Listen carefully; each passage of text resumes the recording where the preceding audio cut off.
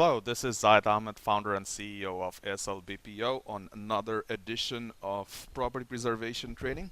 On this video, I will start on with a basic explanation of what a work order is and give brief explanations on each work order types. Work orders are issued for a property when a bank asks the contractor to visit the property for a particular reason. This can be either to complete a work, to report the condition of the property, or to provide bids to repair damages. Some types of work orders, such as lawn maintenance, are recurring, as in they will be continuously issued after a certain period to be completed again.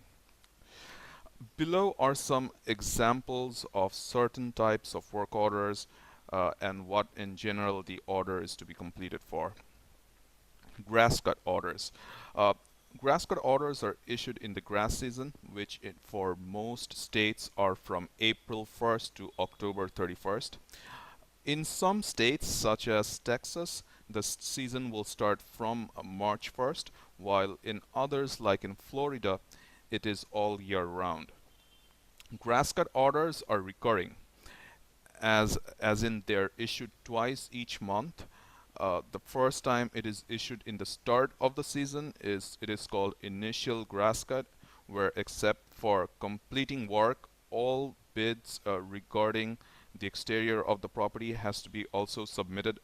Additional work may also be completed in this work order, such as shrub trimming and debris removal.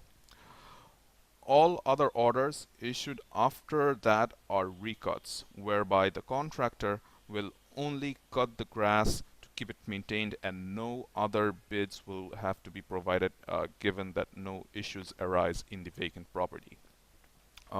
So if you can see the pictures, this is an example of a grass cut being completed in a property. Uh, these are all the before pictures, action pictures of the contractor cutting the grass, and then the after pictures showing that the grass was cut. Uh, Snow removals. Snow removal work orders only come in the winter season for certain states. As the name implies, the order is to remove the snow that accumulates in the driveway, walkway, and the sidewalks of these vacant properties, as well as to spread salt over these areas, so as to prevent formation of ice. And again, if you can see the pictures, this is the before pictures of snow being accumulating in the driveway and walkway, and these are pictures of removing the snow and salting. Okay, and the after pictures showing that the snow is removed on the driveway and on the walkway. Uh, Maid service. Maid service orders are also a type of recurring orders issued only on REO properties. We'll get back to what REO is on a later video. Similar to grass cuts, the first time a maid service is issued for a property is the initial maid service order, while all those that follow the initial are called recurring maid service or just maid service orders.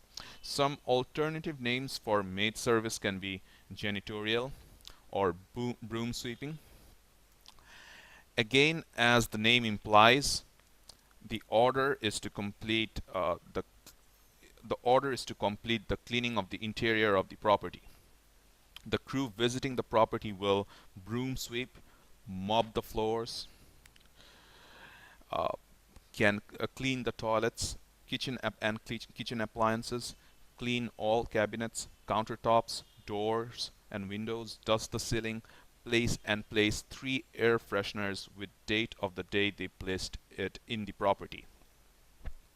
And if you can see the pictures, this is of a maid service being done, and you can see in the pictures that the floor is being broom swept, countertops being cleaned, windows and doors as well. And these are the air fresheners, and they have to have dates on them.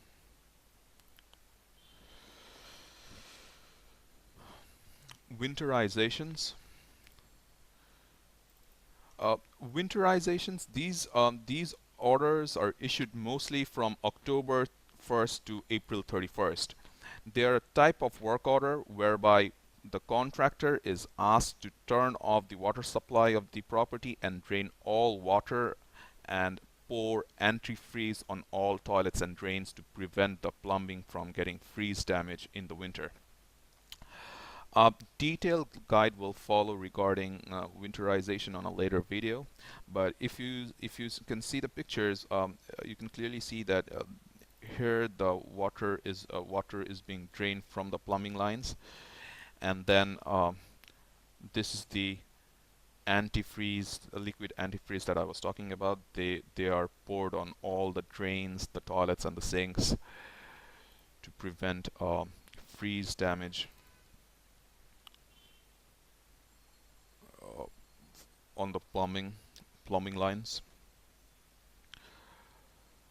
Uh, Also to be noted that on winterizations they will also do a pressure test to see if the if there is any plumbing leaks, uh, and how that they will test it or see if there is a plumbing leak or not is if the pressure gauge is above 35 psi.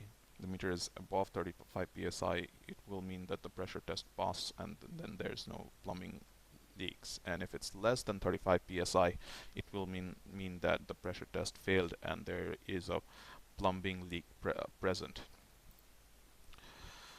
Um, Initial secures. Initial secures are issued after a property becomes vacant.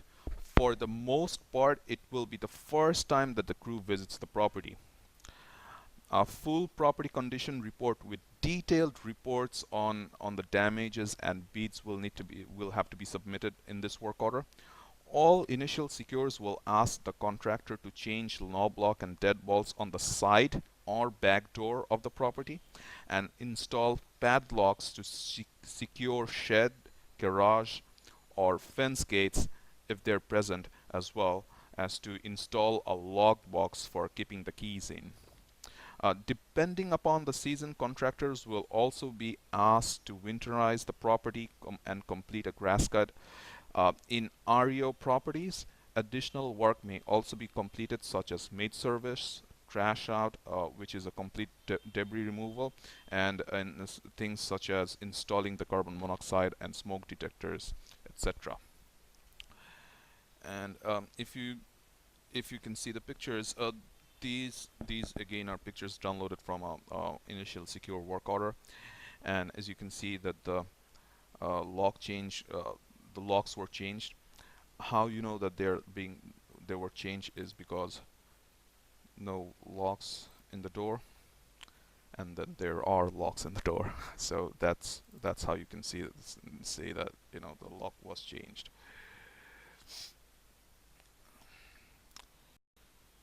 And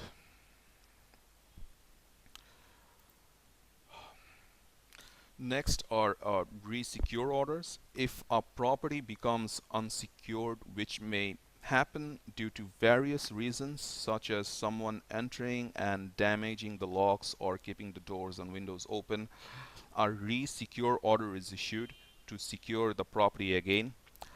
Work that may be completed in such such orders are to change locks if they are no longer operable, securing with existing locks if someone simply kept the door or window open, or to board doors or windows if they have been broken. Uh, Bid requests and estimates are a type of work order where a contractor is asked to provide bid to repair a particular damage only. So the contractor will visit the property note down about the particular damage present, and we will submit bids accordingly about it. So, for example, a bid request work order may be to only provide bids to remove the debris, or to only provide bids to repair the gutter system of the house. And the contractor will note down the damages or how much debris is present in the work order, and we will submit bids accordingly. In contrast, a bid approval work order are for the bids that we do submit on any work orders. If they're approved, a bid approval or estimate approval order is issued stating that the bid has been approved, and that contractor may proceed with the repair work. It is to be noted, however, that sometimes the approval may come at a reduced price than what was originally submitted at, or the damage may worsen so that the repair may no longer be done at the approved price. In such cases, we provide reason as to why the work could not be completed, and then rebid on the item. Uh, So here is a picture of just one of a bid approval work order. The approval was to tarp the roof, and as you can see, that tarping is basically putting a plastic cover on a damaged portion of the roof. And as you can see, there are no tarp over here, and then there's someone working over the roof, and then the tarp has been installed.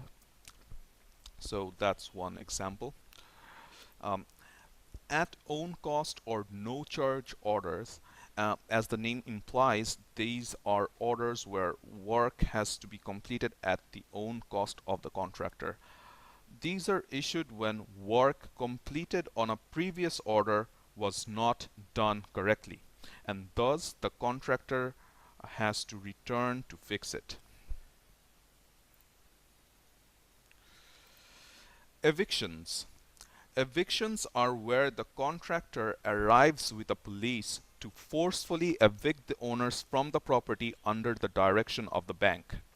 If a successful eviction occurs, the owner will be thrown out of the property, and their personals will also be moved to the exterior. Evictions are invoiced at a fixed rate by man hours. That is, the number of crews of the contractor present times the number of hours they were in the property. Cash for keys. Cash for keys are like when a mortgager, one who took loan from the bank and is the owner of the property, fails to keep paying for their loans. A bank proceeds with foreclosure, meaning that it takes legal action of possessing the mortgaged property. Sometimes instead of going through a foreclosure, which is a costly action, the bank can offer monetary payment to the owners to vacate the property instead. This is what a cash for key is called, and this is how a cash for key work order is issued. So a contractor will go on behalf of the bank to the property owner, and will provide the key, will provide the cash, and the owner will provide the keys of the house to the contractor. Deed in lieu orders.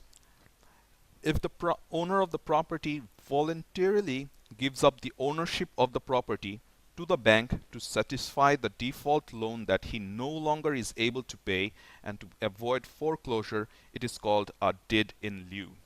Such work order is when the contractor on such work order is when the contractor arrives on behalf of the bank to complete the deed in lieu.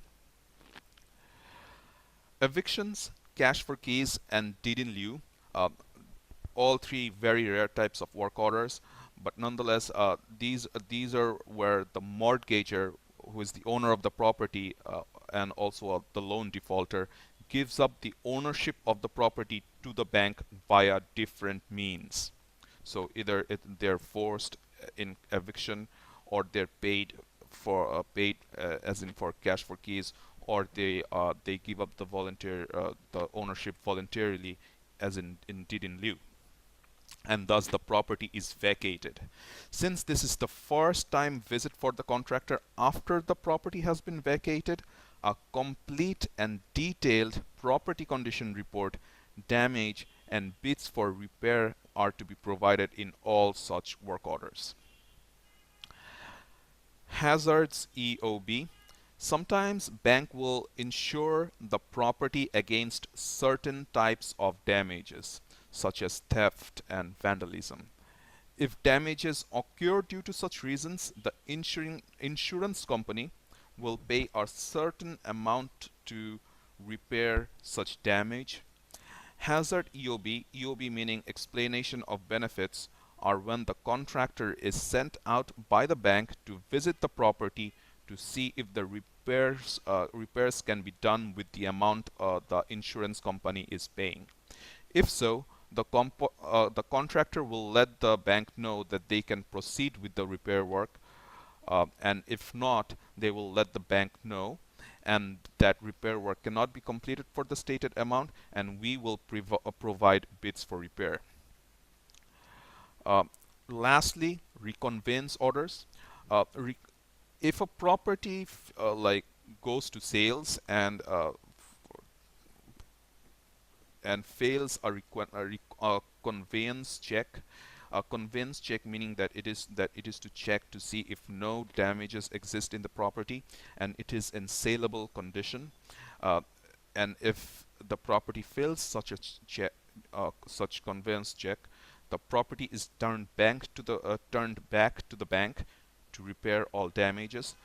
Contractor is sent out to provide a final report providing detailed bids on all repairs needed for damage, and that is what a reconveyance order would be. Well, that is all for this video. Remember, it is important to know all these work order types, as each of them will have different instructions that we must follow. Hope you enjoyed the video and learned what was told. Until next time then.